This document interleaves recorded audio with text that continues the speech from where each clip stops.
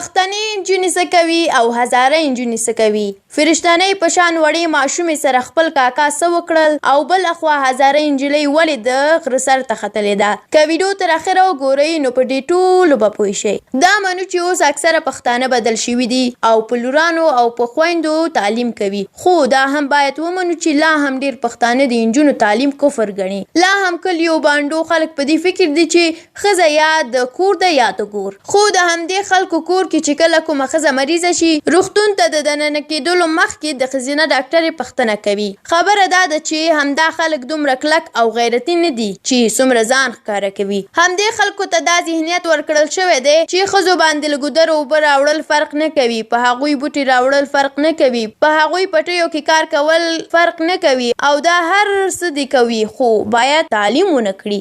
بلخوا د یوې هزاره انجنۍ عکس په ټولیزو رسنیو کې ښکاره شوی دی چې یا د انجنۍ د جاغوري د ولسوالۍ ده او آنلاین زده کړو په خاطر غره ته ختلې ځکه چې لاندې سیمه کې انټرنیټ سم کار نه کوي. یعنی دومره تعلیم ته اهمیت ورکوي او دومره د تعلیم په قدر پوهیږي. که چیرې همدا نجونې تعلیم وکړي او یو وخت کورنۍ ولري نو که خاوند یې هم وفات شي بیا هم کولی شي چې له سوال پرته خپل اولادونه او کورنۍ وساتي. خو که د هغې نجلۍ چې ټول عمر یې په پټیو او بوټو راوړلو کې تیر شوی وي، که خاوند یې یو وخت وفات وکړي او اولادونه ورته پاتې شي نو مجبوره ده چې هر چاته لاس ونیسي او سوال وکړي او خلک به ترې ناوړه استفاده کوي. نو تعلیم کې عزت دی او څوک چې بیلاري کوي بدون له تعلیم هم کوي.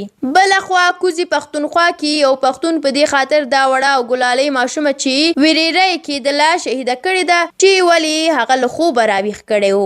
پښتانه باید نور خپل حال بدل کړي، نه یوازې خپل حال، د خپل حال ترڅنګ باید کوشش وکړي چې نورو پښتنو ته هم لارښوونه وکړي چې نور د دې جهالت له ژوند څخه راووځي. درنو لیدونکو ډیره مننه چې ویډیو م تر پایه ولیدله. ویډیو مو که خوښه شوې وي لایک یې کړئ. د لا داسې ډېرو ویډیوګانو د لیدلو لپاره زموږ د یوټیوب چینل سبسکرایب کول درنه هیر نشي او که د تعلیم په اړه کوم نظر لرئ زموږ سره شریک کړئ. تر بلې ویډیو الله مو مل شه.